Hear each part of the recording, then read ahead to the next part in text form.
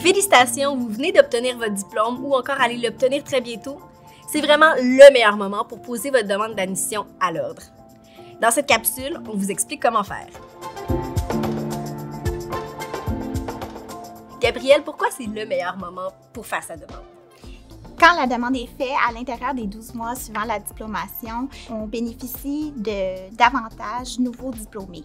L'Ordre offre un tarif réduit de 50 % pour la première cotisation annuelle et l'équivalent de 2 jours de formation continue gratuitement. Vous voyez à l'écran la liste des diplômes qui donne un accès direct au titre.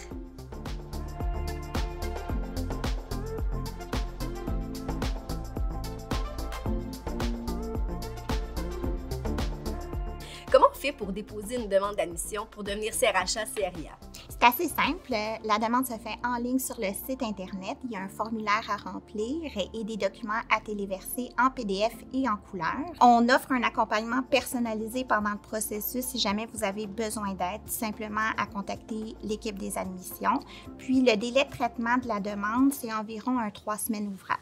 Les 2 documents nécessaires, c'est une pièce d'identité gouvernementale et le diplôme. Quand on termine nos études, on ne reçoit pas immédiatement notre diplôme à la fin. Donc, souvent, ce qu'on peut dire aux gens, c'est qu'ils peuvent aller voir le registraire de leur université puis demander une lettre d'attestation de fin d'études. Absolument. Puis aussi, il y a le relevé de notes terminale et officielle avec la date d'octroi qui peut fonctionner. Si on ne fait pas notre demande d'admission rapidement, qu'est-ce qui se passe? On a un délai de 3 ans pour faire notre demande d'admission à la suite de l'obtention du diplôme.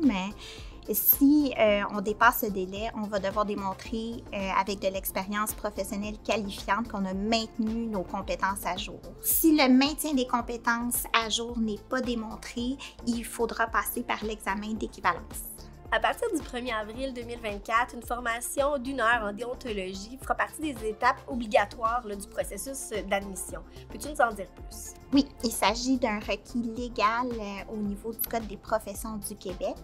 L'Ordre a donc mis en place une formation gratuite d'1 heure qui se passe en ligne de façon asynchrone. Puis on envoie le lien une fois que les gens ont fait leur demande d'admission, c'est bien ça? Absolument. Ce qui distingue un CRHA et un CRIA de tout professionnel qui pratique la profession RH-RI, c'est d'être soumis à un code de déontologie. Pour quelqu'un qui est déjà en emploi et qui n'a pas besoin du titre pour l'obtenir, il faut savoir qu'il y a une panoplie d'avantages à devenir professionnel agréé. Je pense entre autres aux gages de confiance que ça apporte.